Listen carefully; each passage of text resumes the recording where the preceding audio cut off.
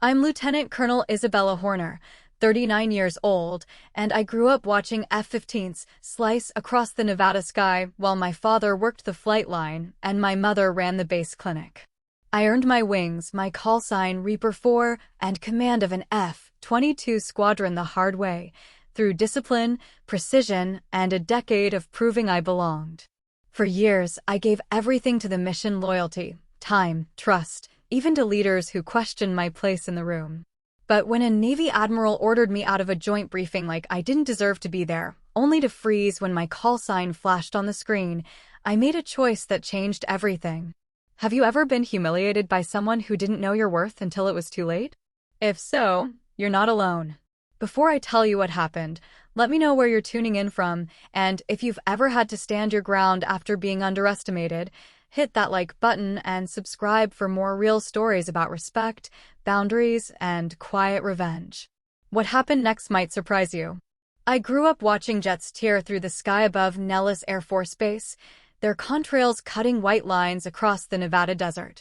My father worked the flight line, hands permanently stained with hydraulic fluid and jet fuel. My mother ran the base clinic, stitching up training injuries and reminding pilots that invincibility was a feeling, not a fact. They taught me that precision wasn't optional and that respect was something you built one decision at a time. I joined the Air Force Academy at 22, the first female cadet from my town. The local paper ran a story with a photo of me in dress blues, standing in front of my parents' house. My father cut it out and pinned it to his workbench. My mother framed it and hung it in the clinic waiting room. I carried both of those gestures with me through every morning run, every academic board, every flight simulation that felt designed to break me. Colonel Derek Hale became my mentor during advanced flight training. He was 48 then, a decorated F-15 pilot with a reputation for producing exceptional wingmen. He pulled me aside after my third training sortie and said something I never forgot. "Horner, you fly like you're trying to prove something. Stop. You either can or you can't. The jet doesn't care about your feelings." He was right. I'd been so focused on being the best female pilot that I'd forgotten to just be the best pilot.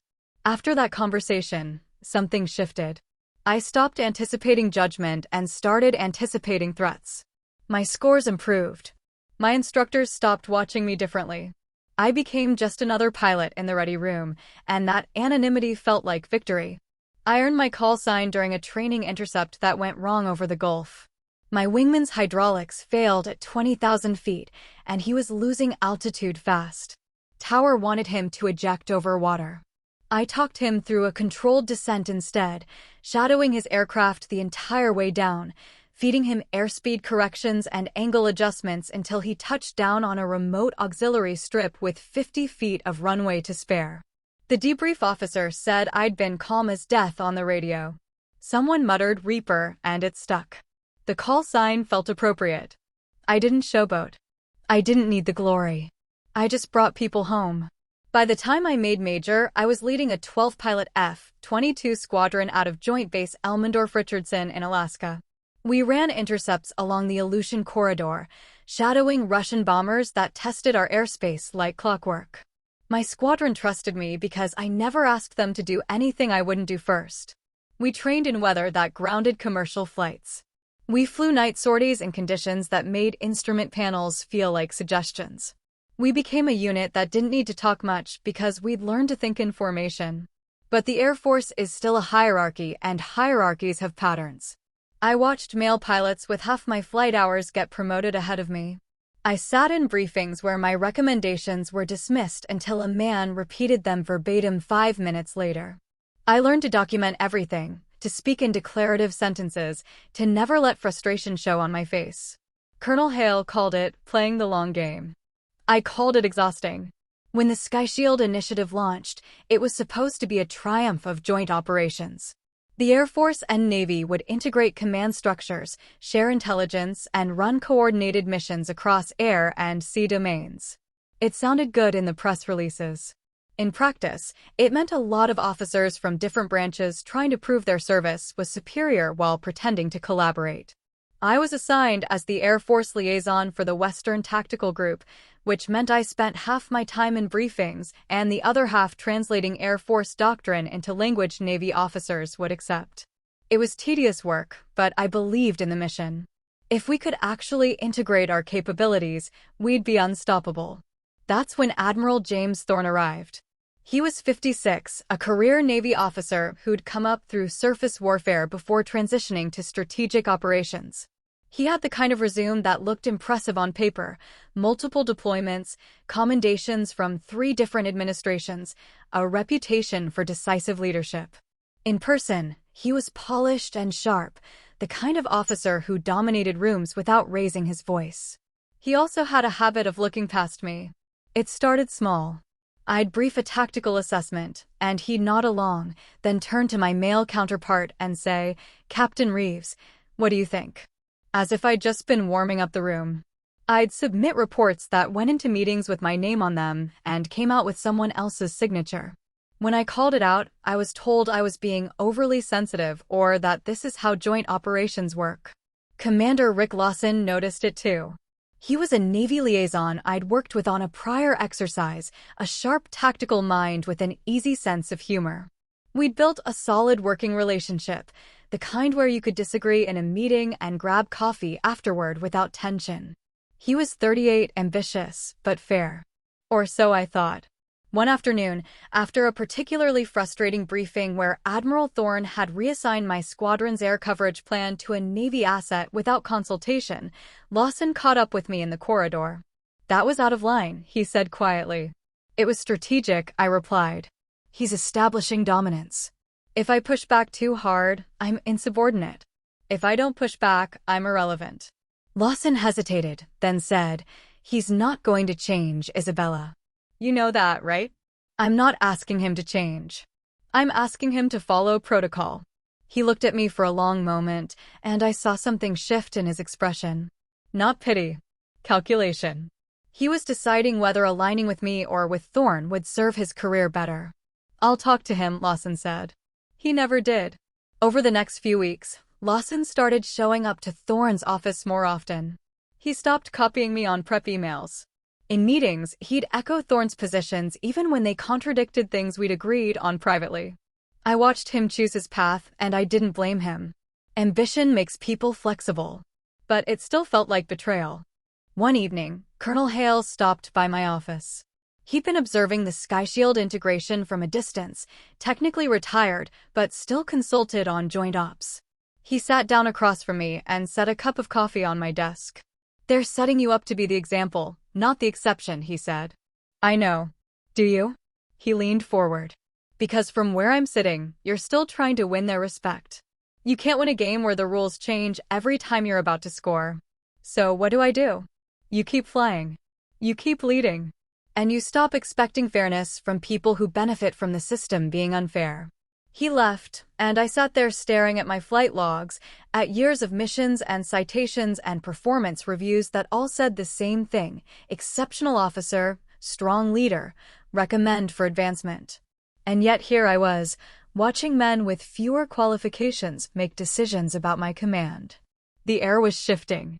I could feel it. Center in San Diego.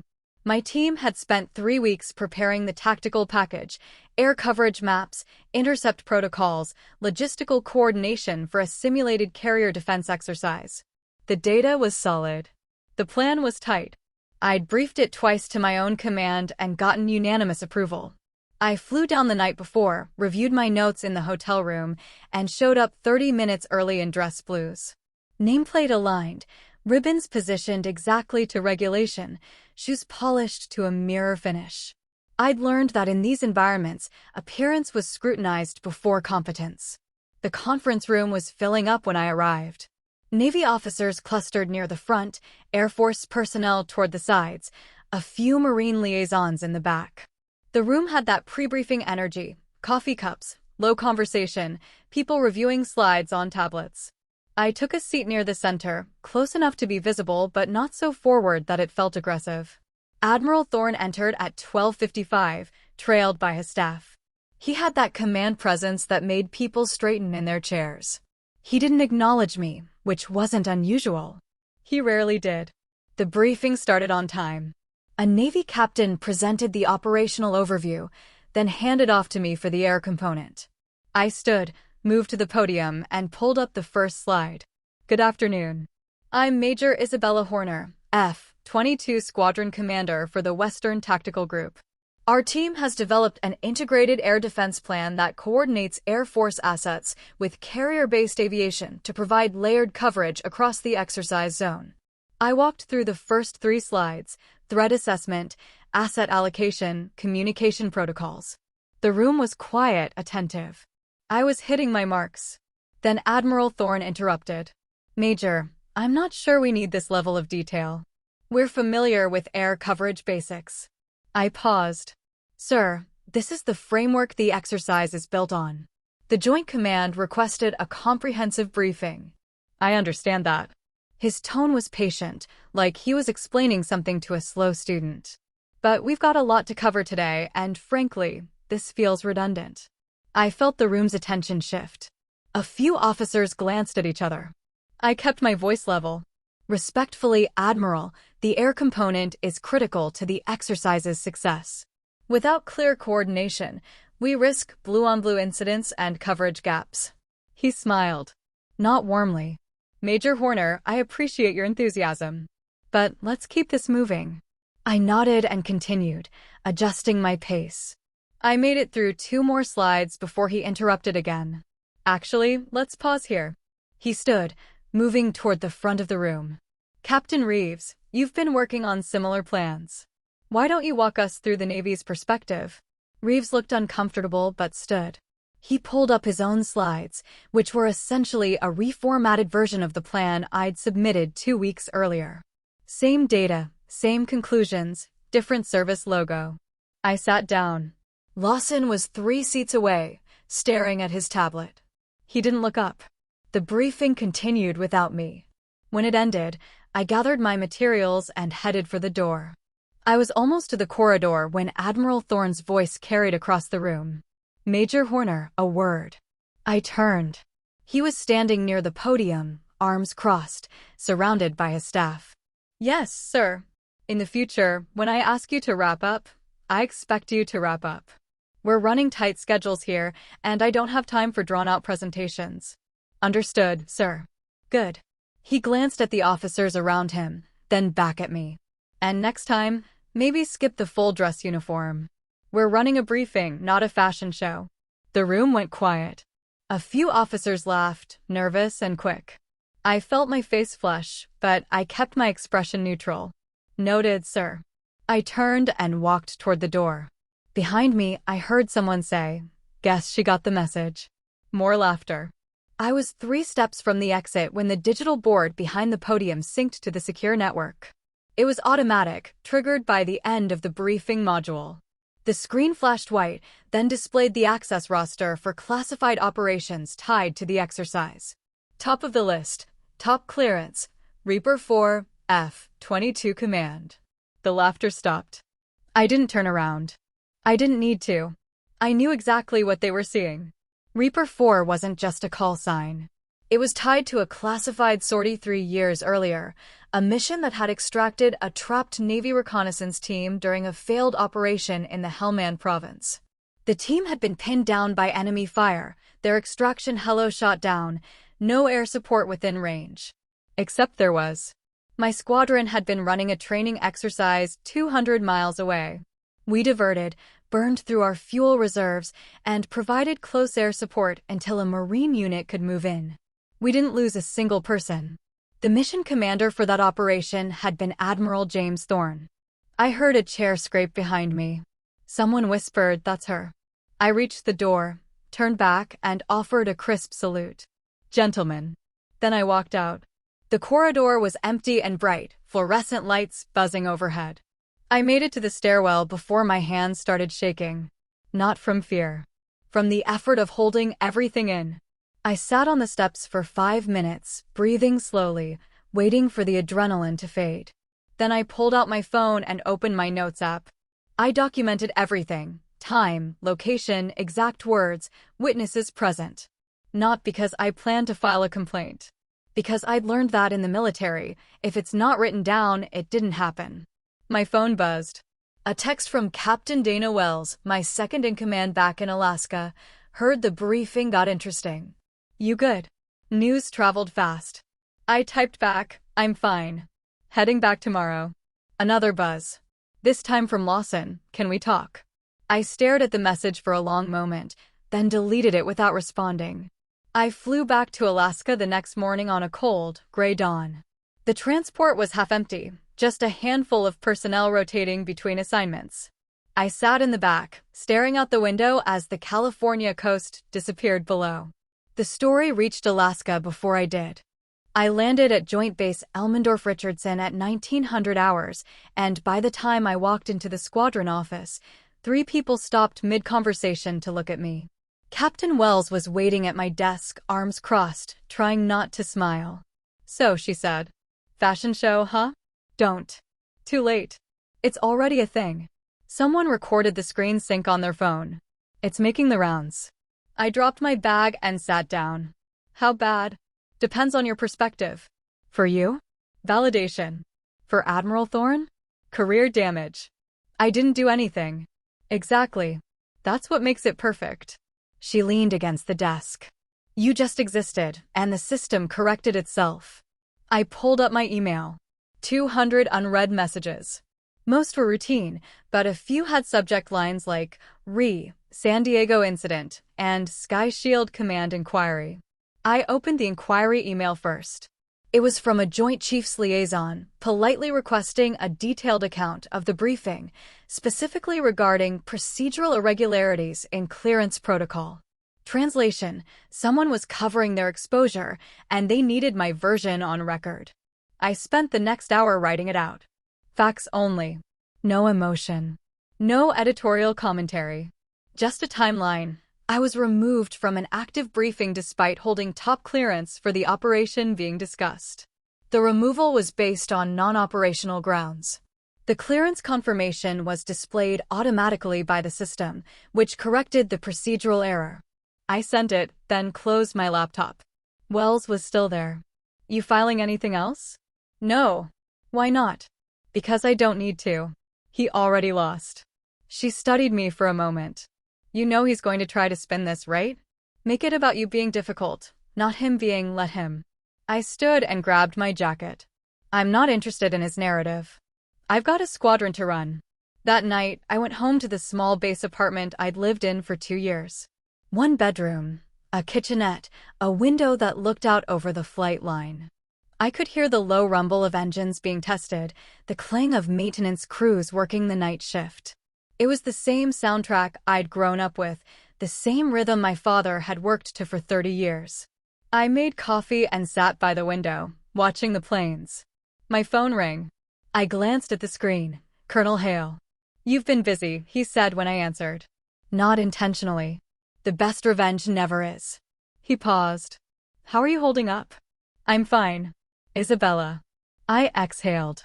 I'm tired, Derek. I'm tired of proving myself to people who've already decided I don't belong. I'm tired of being the example.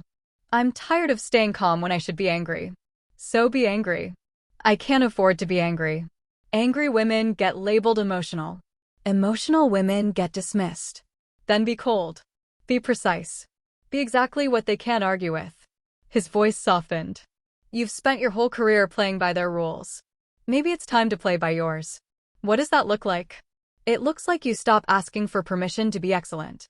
We talked for another 20 minutes about nothing and everything. When we hung up, I felt steadier. Not fixed, but steadier. Over the next week, the fallout spread.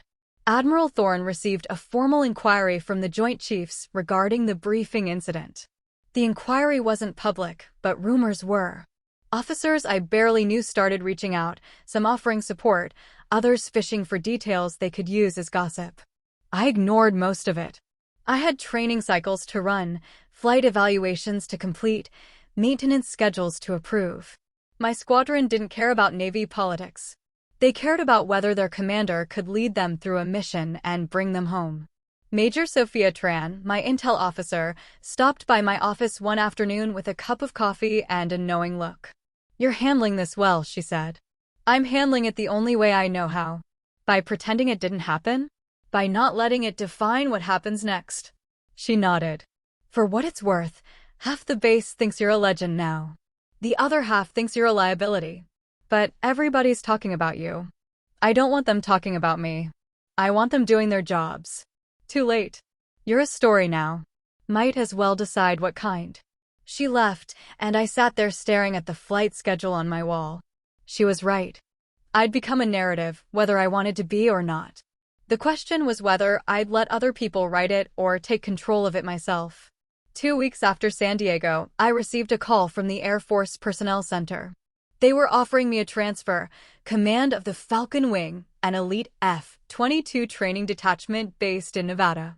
It was a promotion in everything but name, a chance to shape the next generation of fighter pilots.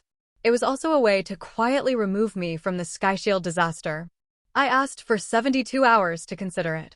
I spent those 3 days flying, running training sorties over the Arctic, pushing my squadron through low-altitude intercepts and high-speed maneuvers that required absolute trust. We flew in weather that would have grounded civilian aircraft, navigating by instruments and instinct. On the 3rd day, I took a solo sortie at dusk. I climbed to 40,000 feet and leveled off, watching the sun sink below the horizon, turning the ice fields below into a sheet of gold and shadow. Up there, the world felt small. Ego felt smaller. I radioed back to base. Reaper 4 returning to base. Permission to land. Roger, Reaper 4. You're cleared. Welcome home. I descended through the clouds, lined up with the runway, and brought the jet down smooth. As the wheels touched asphalt, I made my decision. I accepted the transfer. Not because I was running. Because I was done waiting for a system to validate me. I'd spent years proving I belonged. Now I was going to lead. When I told Colonel Hale, he laughed. About time. You think I'm making the right call? I think you're making your call. That's all that matters. I filed the paperwork that afternoon. Within a week, my transfer was approved. Within 2 weeks, I was packing up my office in Alaska, saying goodbye to a squadron that had become family, and preparing to take command of a unit I'd only read about. Before I left, Captain Wells pulled me aside. You know they're going to test you, right? The new pilots. They're going to want to see if you're as good as your reputation. Let them test me. And if they don't respect you, then I'll earn it. Same way I always have. She smiled. Good answer. I left Alaska on a clear morning, the kind where you could see the mountains stretching forever. As the transport lifted off, I looked back one last time at the base, at the flight line, at the life I was leaving behind. Forward. Always forward. The Falcon Wing was based at Nellis Air Force Base, which meant I was coming home. Not to the house I grew up in, but to the flight line where I'd first learned what discipline looked like. My father had retired 5 years earlier, but his legacy was still there in the maintenance crews who remembered him, who'd heard I was taking command and made a point to introduce themselves. Your old man taught me everything I know about hydraulics, one crew chief said. Good to have a Horner back on the line. The Falcon Wing wasn't a standard squadron. It was a training detachment for pilots transitioning into F-22s, which meant I'd be working with officers who were already experienced, but needed to adapt to the most advanced fighter in the Air Force arsenal. They were good pilots. My job was to make them exceptional. I met my new command team on a Tuesday morning. 12 pilots, ranging from captains to majors, all handpicked for their skills and potential. They assembled in the briefing room at 0800 hours, standing at attention as I walked in. I didn't waste time with pleasantries. Good morning. I'm Lieutenant Colonel Isabella Horner. My call sign is Reaper 4. Some of you have heard of me. Some of you haven't. Either way, what you've heard doesn't matter. What matters is what happens in this room and in the air over the next 6 months. I paused, making eye contact with each pilot. This detachment has a reputation for producing the best F-22 pilots in the Air Force. We're going to maintain that standard. You're here because someone believed you could handle this aircraft.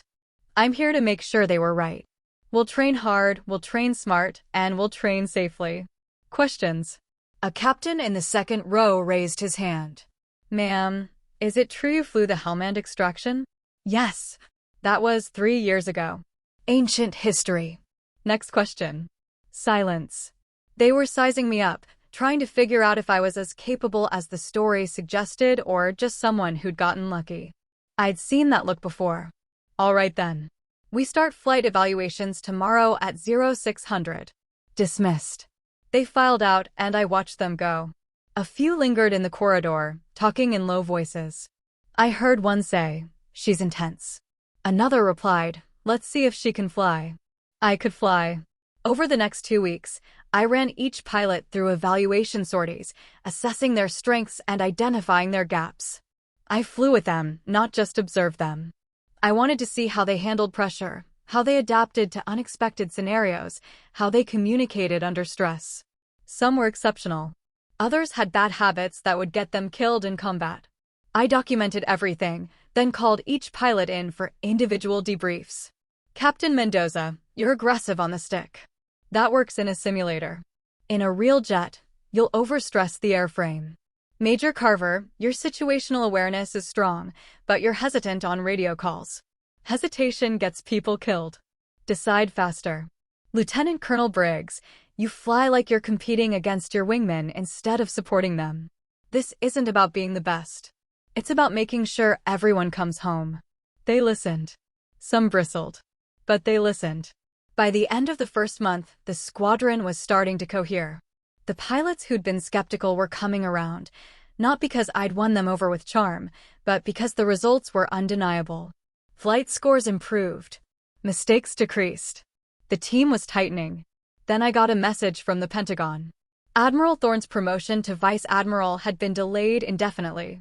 The official reason was administrative review. The unofficial reason was that his conduct during the San Diego briefing had triggered a broader look at his leadership style, and what they found wasn't flattering. Multiple complaints from junior officers, instances of favoritism, a pattern of dismissing personnel based on factors unrelated to performance. I didn't feel triumphant. I felt tired. Commander Rick Lawson was reassigned to staff duty at a desk job in Norfolk. No formal reprimand, just a quiet reassignment that effectively ended his upward trajectory. He called me once, left a voicemail I never returned. The system had corrected itself, but not because of justice. Because the optics were bad. Because people who had the power to ignore the problem finally couldn't anymore. I was in my office late one evening, reviewing training schedules, when Colonel Hale stopped by. He was in civilian clothes, visiting Nellis for a contractor consultation. "You're working late," he said. "Always am." He sat down across from my desk. "You heard about Thorne?" I heard. And nothing. It doesn't change what happened. It doesn't change the fact that it took a public incident for anyone to care. You're right. It doesn't. He leaned back. But it does mean the next woman who walks into a briefing room might have an easier time. That's not nothing.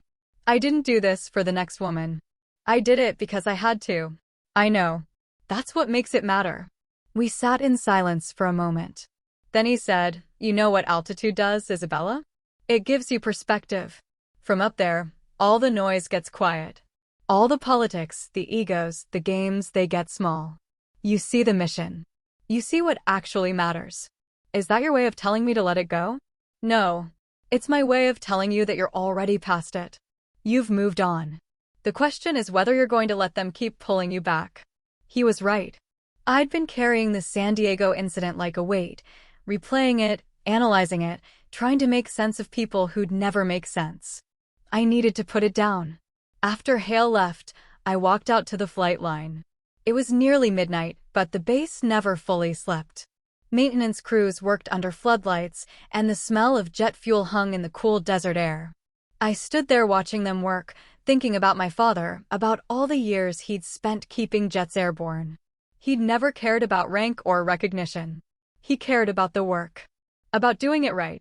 I pulled out my phone and sent a message to Captain Wells back in Alaska. "Thanks for everything. You'll make a hell of a commander someday." She replied within minutes. "Learned from the best. Give 'em hell, Reaper." I took a night flight the following week, a solo sortie over the desert. I climbed to 40,000 feet, where the stars were sharp and infinite, and let the F-22 do what it was built to do. The jet responded to the smallest inputs, powerful and precise, a machine that demanded respect and gave it back. I thought about how far I'd come. From a kid watching jets overhead to the officer flying them. From someone who had to fight for every ounce of credibility to someone who didn't need anyone's permission to lead. The radio crackled. Reaper 4, this is Nellis Tower. Requesting status. Nellis Tower, Reaper 4. All systems green. Returning to base. Copy that, Reaper. Good to have you home. I smiled. Good to be home. I descended through the night sky, the lights of Las Vegas glowing in the distance, the desert stretching dark and vast below. As I lined up for landing, I realized something. I didn't need Thorne's apology. I didn't need Lawson's friendship. I didn't need validation from people who'd proven they couldn't see past their own limitations. I had the jet. I had my squadron. I had the mission. That was enough.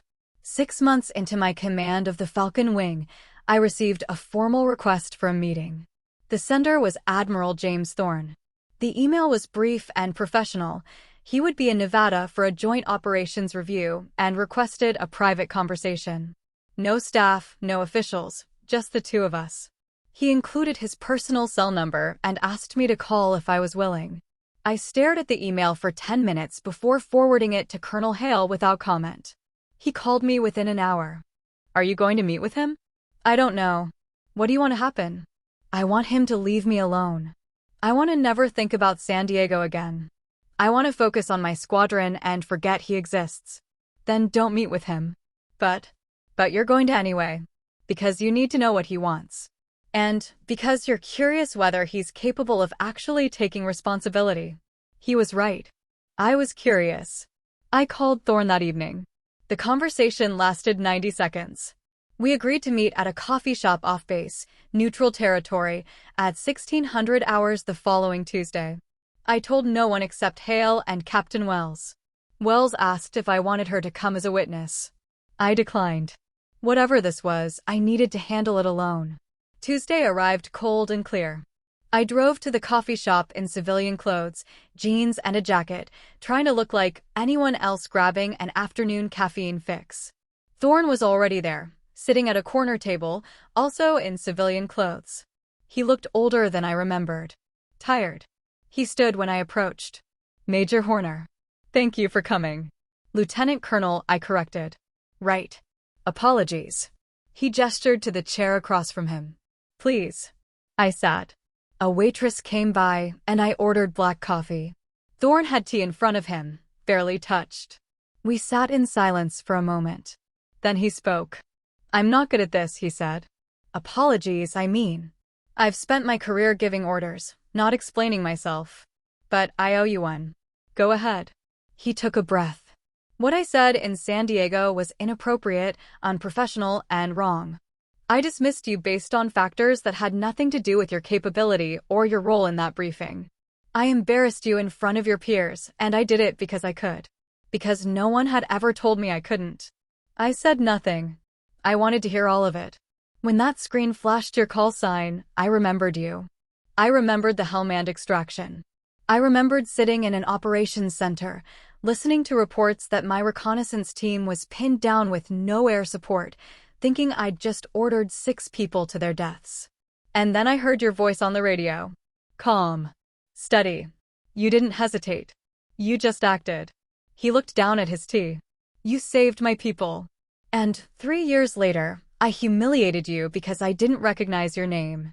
Or maybe I did, and I just didn't want to acknowledge that the pilot I owed my career to was a woman I'd been dismissing in meetings for weeks. The coffee shop hummed around us. Quiet conversations, the hiss of an espresso machine, normal people having normal days. I'm not asking for forgiveness, Thorne continued. I don't deserve it. I'm just asking that you know I understand what I did. And that I'm ashamed of it. I took a sip of coffee, letting him sit with the silence. Admiral, I appreciate you saying that. I do. But you're wrong about one thing. What's that? You don't owe me respect because of what I did in Hellman. You owe it because of what I am. A commissioned officer. A squadron commander. A pilot with 15 years of service and a record that speaks for itself. The fact that I had to save your people for you to see me as competent is exactly the problem. He nodded slowly. You're right. I know I'm right. And here's what bothers me most. You're apologizing now because you got caught. Because the optics were bad and it damaged your career. But how many other women did you dismiss before me? How many junior officers did you humiliate when there wasn't a screen to prove their worth? How many people didn't get the chance to have this conversation? His face tightened, but he didn't look away. More than I can count. Then this apology isn't for me. It's for you. It's so you can feel better about what you did and move on. But I don't have that luxury. I'm still the woman who has to prove herself every time I walk into a room. I'm still the officer whose authority gets questioned by people half as qualified. Your apology doesn't change that. No, he said quietly. It doesn't. We sat there for another minute. Then I stood. I accept your apology, Admiral. Not because it fixes anything, but because I don't want to carry anger toward you anymore. It's not worth the energy. But we're not even. We never will be. He stood as well, extending his hand. Fair enough. I shook it. Once. Then I left. I sat in my car for a few minutes before driving back to base, letting the conversation settle. I didn't feel victorious. I didn't feel healed. I felt like I'd closed a door I'd been staring at for too long. Commander Lawson tried to reach out 2 weeks later. He sent an email asking if we could talk, saying he wanted to explain his actions in San Diego. I read it once, then archived it without responding. There was nothing he could say that would matter. He'd made his choice when it counted. I'd made mine. We were both living with the consequences. Captain Wells called that night. You doing okay? Yeah, I'm good. Hale told me you met with Thorne. Of course he did. She laughed. How'd it go? He apologized. I listened. We're done. That's it. That's it. No dramatic confrontation. No tearful reconciliation. Just two people acknowledging what happened and moving on. Sounds anticlimactic. It was. And that's fine. I don't need drama. I need closure. Did you get it? I thought about that. I think so. Or at least I got as close as I'm going to. We talked for a while longer, catching up on squadron gossip and training schedules. When we hung up, I felt lighter. Not because Thorne had apologized, but because I'd realized something important. His apology wasn't what I needed. What I needed was to trust myself again. To know that my judgment was sound, that my leadership was solid, that I didn't need external validation to know my worth. I had that now. The next morning, I ran my squadron through a complex training scenario, multi-aircraft intercept with simulated surface-to-air threats and communication jamming. It was designed to be chaotic, to force split-second decisions under pressure. My pilots executed flawlessly. After the debrief, Captain Mendoza approached me. Ma'am, that was the best training sortie I've flown in 10 years. Why? Because you trusted us. You gave us the parameters and let us figure it out. You didn't micromanage. You just led. I nodded. That's the job. He smiled. Well, you're damn good at it. As he walked away, I realized that this, right here, was what mattered. Not apologies from people who'd wronged me. Not vindication from a system that had failed me. Just the work. The mission. The people who trusted me to bring them home. I'd rebuilt trust. Not with Thorne or Lawson. With myself. 2 years passed. The Falcon Wing became one of the highest-performing training detachments in the Air Force. Our pilots went on to lead squadrons across 3 continents. 2 received distinguished flying crosses. 1 became an instructor at the weapons school. The work spoke for itself. I was promoted to Colonel 06 at 41. The ceremony was small, just my squadron and a handful of senior officers. My parents flew in from Nevada, my father still moving with the careful precision of someone who'd spent decades working around heavy machinery. My mother cried during the oath, which she tried to hide but couldn't. Colonel Hale pinned on my eagles. Told you the long game was worth it, he said quietly. You were right. I usually am. After the ceremony, my squadron threw together an impromptu celebration at the officers' club. Someone ordered too much food. Someone else smuggled in a bottle of decent whiskey. We stood around swapping stories, the kind of easy camaraderie that only comes from shared hardship and mutual respect. Captain Mendoza, now Major Mendoza, raised a glass. To the Colonel. The best pilot I've ever flown with, and the only commander who's ever actually scared me into being better. The room laughed. I raised my glass back. To the Falcon Wing. You made it easy. Later that night, after everyone had left, I walked out to the flight line alone. The base was quiet, just the distant hum of generators and the occasional bark of orders from a night maintenance crew.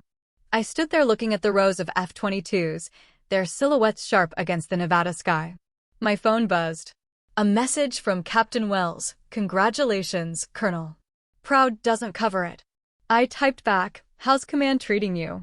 Exhausting. Rewarding. Exactly like you said it would be. Good. That means you're doing it right. She'd taken over my old squadron in Alaska 6 months earlier. From everything I'd heard, she was exceptional. Better than I'd been at her age. That felt like legacy. I got reassigned 3 months later. Not a lateral move. A significant one. I was given command of a composite air wing, a mix of F-22s, F-35s, and support aircraft responsible for air superiority operations across the Pacific Theater. It was a job typically reserved for officers with 25 years of service. I had 17. The assignment came with a briefing at the Pentagon and a classified operational overview that I couldn't discuss even with my family. What I could say was this: I was responsible for 1,200 personnel, 48 aircraft, and strategic operations that directly impacted national security. It was the job I'd been training for my entire career. The job I'd been told I wasn't ready for 100 times by people who didn't have half my flight hours. I reported to my new command on a Monday morning. The operations center was massive, filled with screens displaying real-time data from across the Pacific. Officers moved with purpose, headsets on, tracking flights and coordinating logistics. I walked in and the room came to attention. At ease. I moved to the central console. I'm Colonel Isabella Horner. I'll be your new wing commander. Some of you know my reputation. Some of you don't. What you need to know is this: we run a tight operation. We train hard, we communicate clearly, and we support each other. I don't care about politics. I don't care about service rivalry. I care about mission success and bringing everyone home. Questions? A young lieutenant raised his hand. Ma'am, is it true you're Reaper 4? Yes. The Reaper 4? From the Helmand extraction. That was a long time ago, Lieutenant. Still, that's legend status, ma'am. I looked at him. Legends are just people who did their jobs under pressure. That's what we do here every day. Let's get to work. The operations tempo was relentless. We ran exercises, coordinated with allied forces, tracked threats, and maintained readiness for scenarios that ranged from routine to catastrophic. I worked 16-hour days, reviewing intelligence reports, approving flight plans, conducting readiness briefings. But I loved it, because this was what I'd been built for. Not the politics or the ceremonies. The mission. One evening, Major Sophia Tran, now serving as my executive officer, stopped by my office with coffee and a knowing smile. You never stop, do you? Neither do you. Fair point. She sat down. You know what people call you? I'm afraid to ask. The calm before the storm. They say you're quiet until something goes wrong, and then you're everywhere at once, fixing it before anyone realizes there was a problem. That's just command. No, that's you. Most commanders react. You anticipate. I shrugged. I've had good teachers. She left, and I went back to work. But her words stuck with me. I thought about all the people who'd shaped my career. My father, who taught me precision. My mother, who taught me resilience. Colonel Hale, who taught me patience. My squadron, who taught me trust. And I thought about the people who'd tried to stop me. Admiral Thorne. Commander Lawson. The countless officers who dismissed me, doubted me, or tried to sideline me. They'd all been part of the story. But they hadn't defined it. I'd defined it. By showing up. By doing the work. By refusing to let their limitations become mine. Late that night, I received a message through official channels. It was from a women's leadership organization asking if I'd speak at their annual conference. They wanted me to share my story to inspire the next generation of female officers. I declined politely. Not because I didn't believe in the mission, but because I didn't want to be defined by my gender. I wanted to be defined by my competence. Still, I sent them a note. The best way to inspire the next generation is to lead well. Show them what's possible by doing it, not talking about it. A month later, I was sitting in a pre-flight briefing, reviewing a classified sortie with my senior pilots. The mission was complex, a long-range intercept requiring mid-air refueling, precise timing, and flawless coordination. As we finalized the flight plan, one of the pilots, a lieutenant colonel with 15 years of experience, looked at me and said, "Ma'am, I just want to say, it's an honor flying under your command." I nodded. The honor's mine. Let's make it count. We launched at 0400 hours, 6 F-22s climbing into the pre-dawn darkness. I was flying lead, my call sign lighting up the HUD, Reaper 4. The mission went flawlessly. We intercepted the target, gathered the intelligence we needed, and returned without incident. As we descended toward base, the sun was just breaking over the horizon, painting the sky in shades of gold and red. Tower came over the radio. "Reaper 4, you're cleared for landing." "Welcome home, Colonel." I smiled. Good to be home. As my wheels touched the runway, I thought about respect. About how it's not granted by rank or demanded by authority. It's earned in moments like this, in the silence after the laughter, in the work when no one's watching, in the choices you make when no one would blame you for walking away. Justice hadn't come through revenge. It had come through endurance. Through showing up every day and proving that I belonged, not to anyone else, but to myself. I taxied to the hangar, shut down the engines, and climbed out of the cockpit. My crew chief was waiting, grinning. "Smooth flight, Colonel?" "Always is." As I walked toward the operations center, the sun fully rose behind me, and I realized something. I'd made it. Not because the system had changed.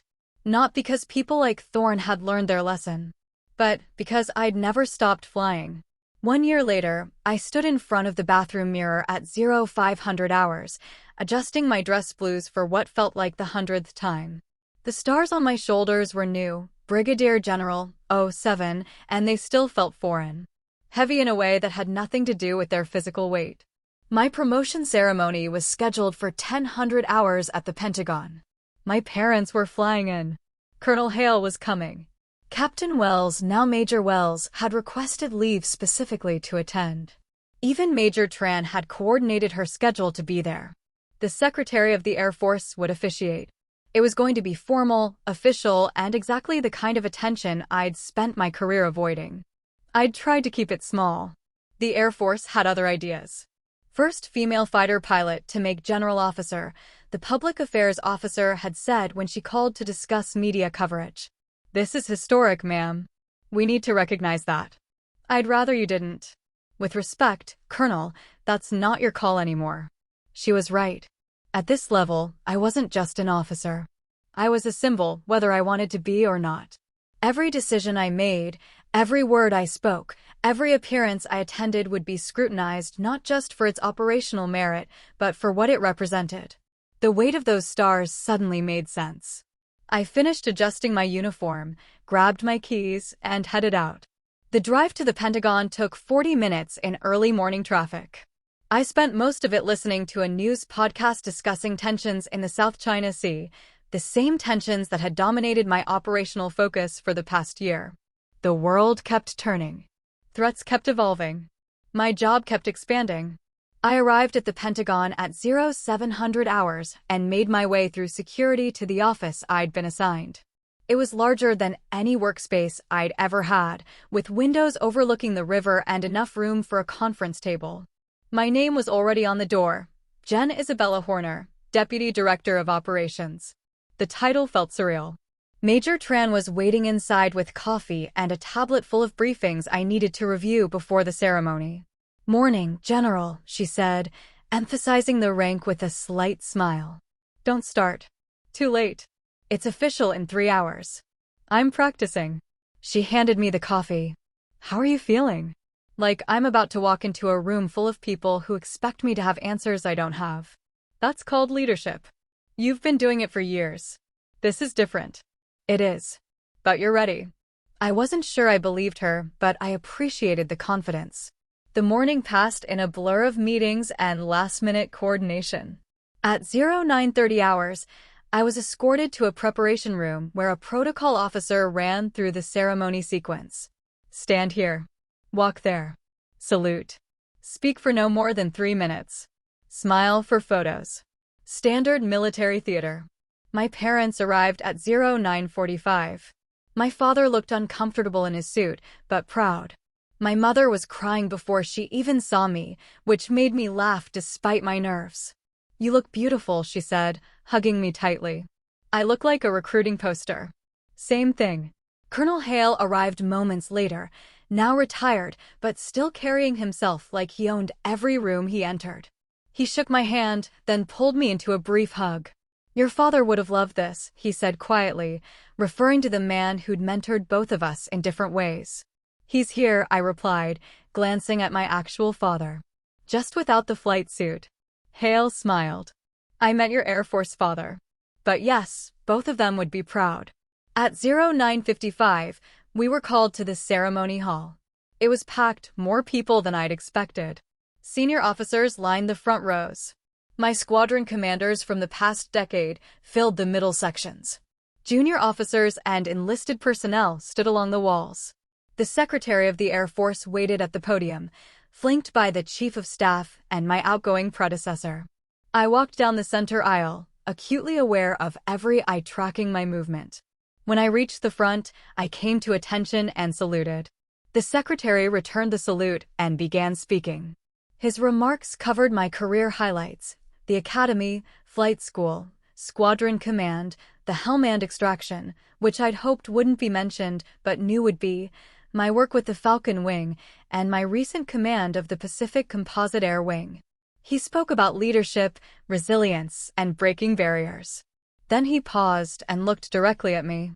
General Horner, you're standing here today not because of your gender, but in spite of the obstacles your gender created. You earned this rank the same way every officer in this room earned theirs, through competence, dedication, and an unwavering commitment to the mission. But you also earned it while carrying a burden that most of us will never fully understand. You had to be twice as good to be seen as half as qualified.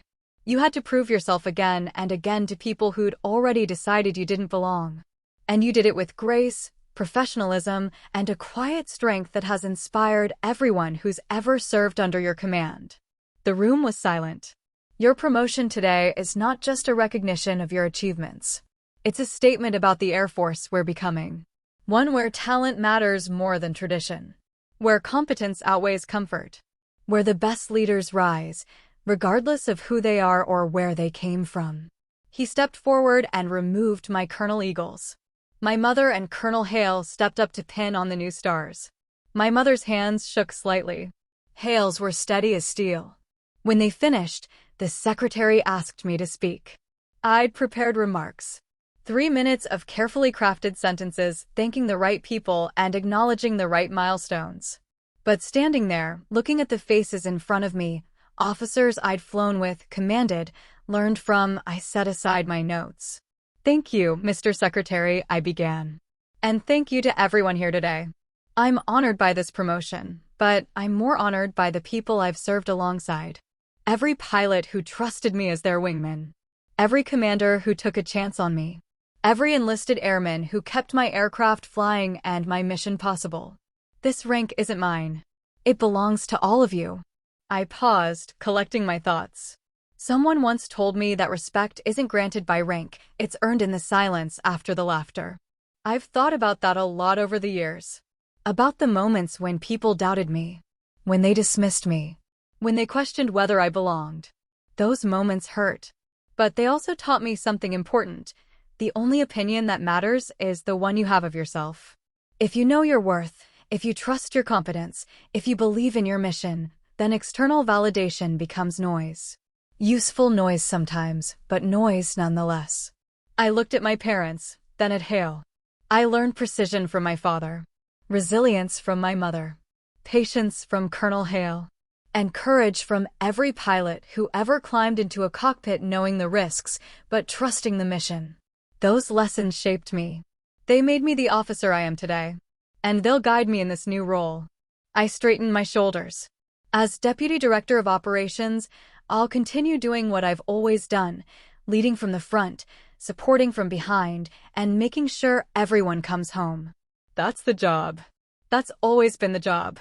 The stars don't change that. They just make the responsibility heavier. I saluted the secretary. Thank you for this honor. I won't waste it. The room erupted in applause. It lasted longer than I expected, long enough that I felt my composure start to crack. I blinked hard, maintaining control, and waited for the noise to fade. The rest of the ceremony passed quickly. Official photos, receiving line, handshakes with people I'd never met who wanted to tell me how inspiring I was.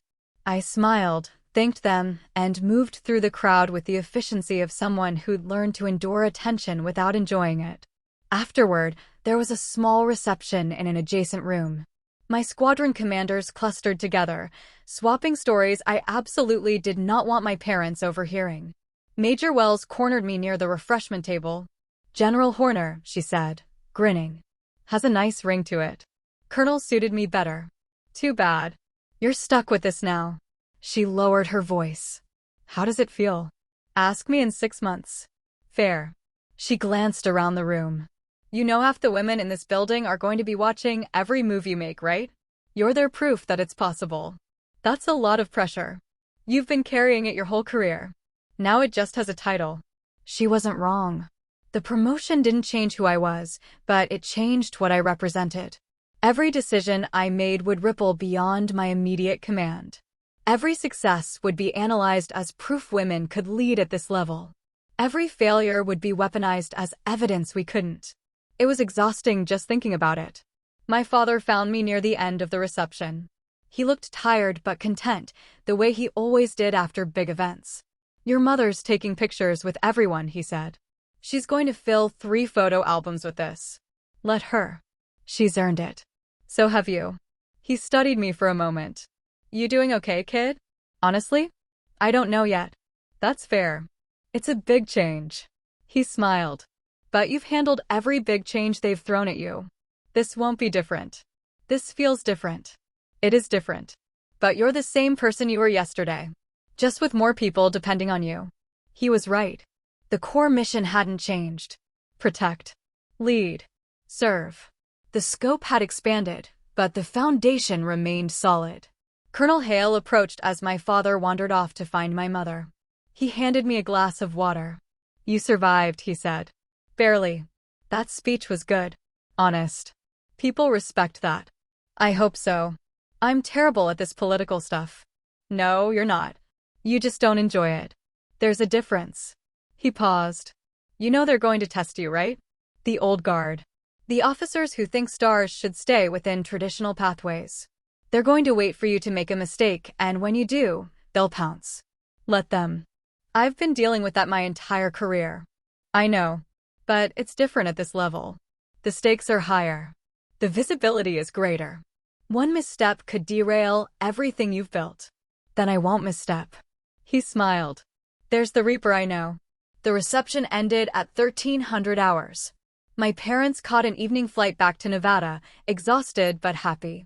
Major Tran returned to her regular duties. Colonel Hale headed home with a promise to check in soon.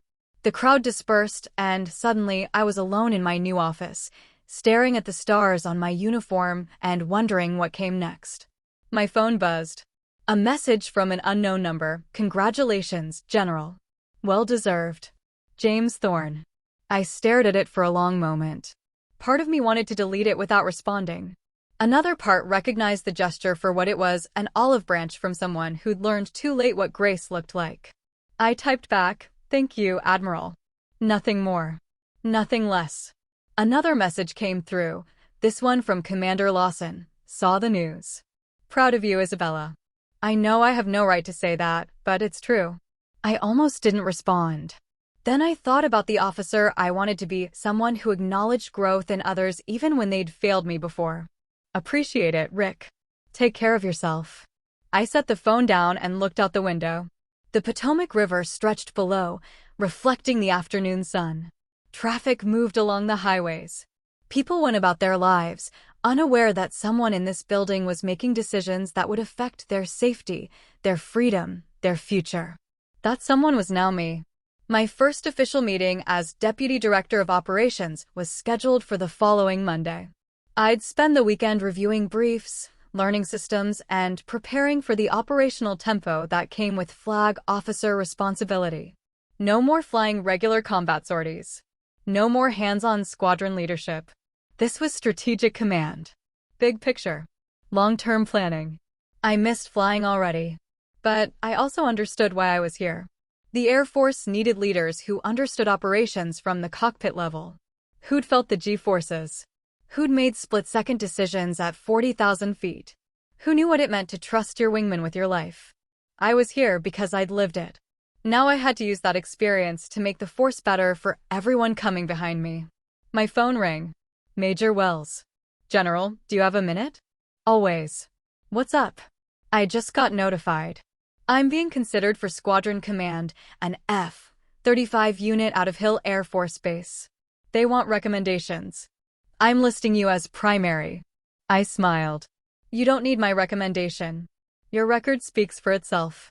Still, it would mean a lot. You'll have it by tomorrow morning. And Dana. Ma'am? You're going to be incredible. Trust yourself. I learned from the best. After we hung up, I pulled up the recommendation form and started writing. As I detailed Wells' qualifications, I thought about legacy. About how leadership wasn't measured in promotions or awards, but in the people you developed.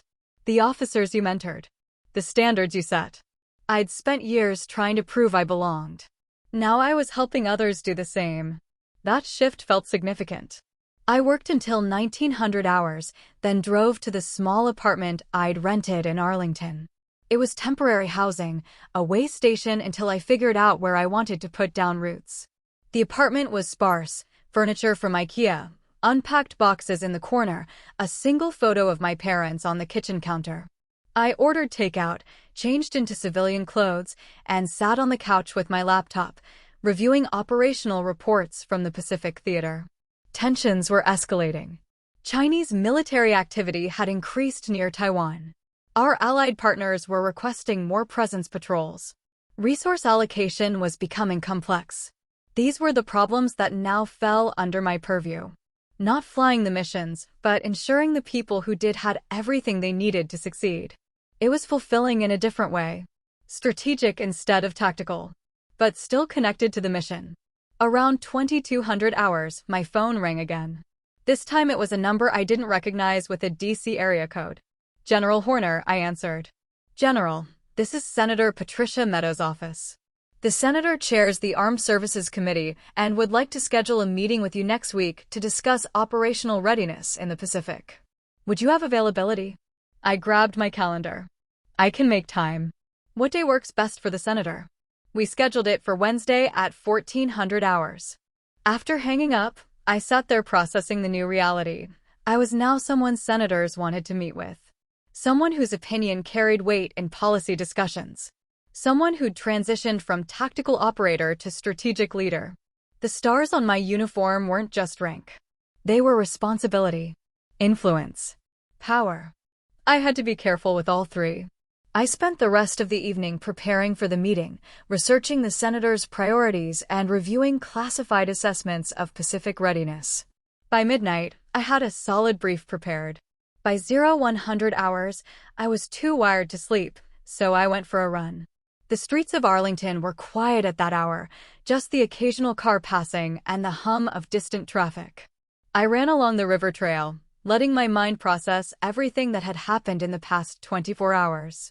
1 year ago, I'd been a colonel commanding an air wing, focused on operations and mission success. Now I was a general officer with strategic responsibilities that extended far beyond any single command. The scale had shifted. The complexity had increased. But the core remained the same: serve the mission, support the people, make the hard calls. I could do this. I had to do this. Because somewhere out there, A young woman was sitting in a ready room, the only female pilot in her squadron, wondering if she'd ever advance beyond a certain point, wondering if the system would let her. My job was to make sure the answer was yes. Not by lowering standards, not by creating special pathways, but by ensuring competence was the only metric that mattered. By dismantling the barriers that had nothing to do with capability. By leading in a way that made gender irrelevant. That was the real mission. And it was just beginning. I returned to my apartment at 0200 hours, showered, and finally fell asleep. When my alarm went off at 0530, I woke with clarity. The stars on my uniform represented more than rank. They represented possibility. Proof that the system could evolve. That barriers could fall. That a girl from Nevada who grew up watching jets could end up leading the people who flew them. I put on my uniform, pinned on the stars, and looked at myself in the mirror one more time. General Isabella Horner. It still felt strange. But it also felt right. I grabbed my keys and headed to the Pentagon, ready for whatever came next. That's it for me. I held the line and the room got quiet. If this hit home, like, subscribe, and share it with someone who needs the reminder. Drop your take in the comments, I read them. Questions for you. Have you ever been dismissed in public, then suddenly recognized in private? What did you do next? When someone crosses a line at work, do you call it out or document and escalate later? What's one boundary you're setting this week, and how will you enforce it? Have you ever stood up for a colleague in the moment? How did it land? If you were in that briefing, what would you have said when the screen flashed my call sign? For those in uniform or high-stakes roles, what earns respect fastest? Results, rank, or how you carry yourself? What's your quiet revenge story where professionalism did the talking,